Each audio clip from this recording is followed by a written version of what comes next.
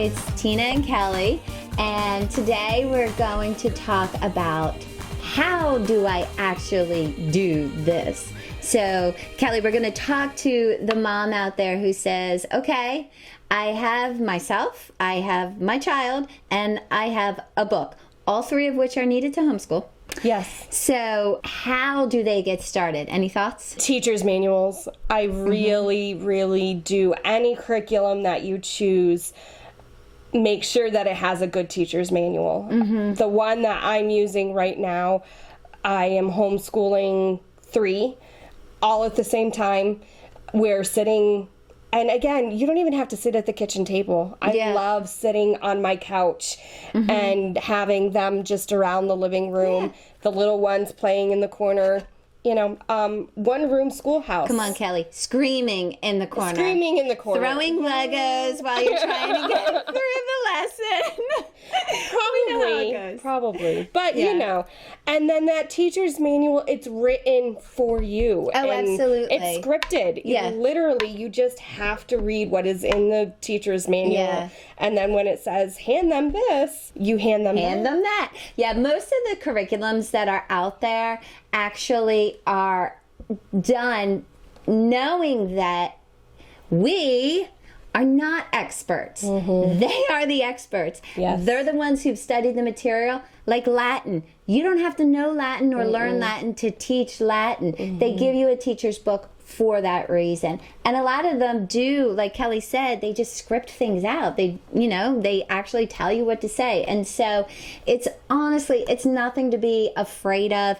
If you can read yourself and just follow along, you can homeschool. There's also times when I like to call it subbing out, when I get to the point where I need somebody else to take a subject for me. Say they're getting into high school, especially in the sciences or the maths, and I could put the time into it, but I just have too many other things going on, too many other kids to homeschool at the same time, and that's when I like to do online classes personally. And online classes are a great source.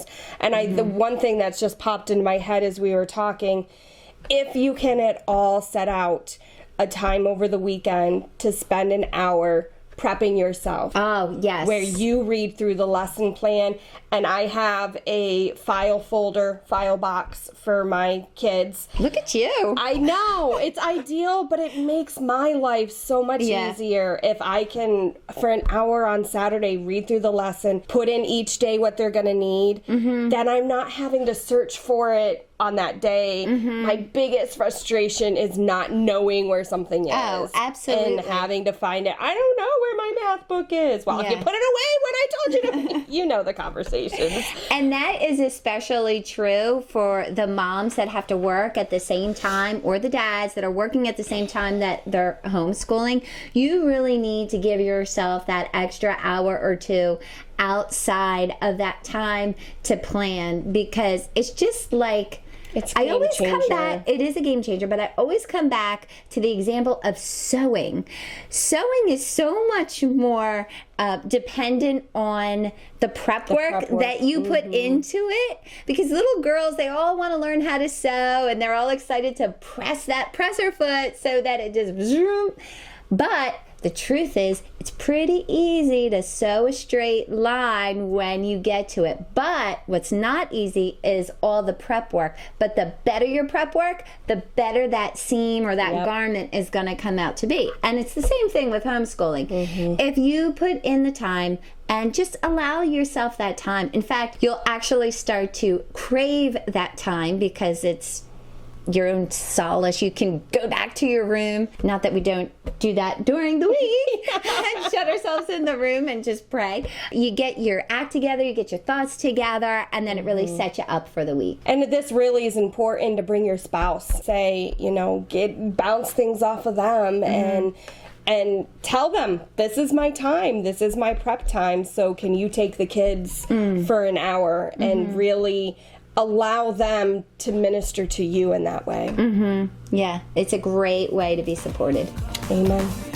So we'll see you next time. God bless.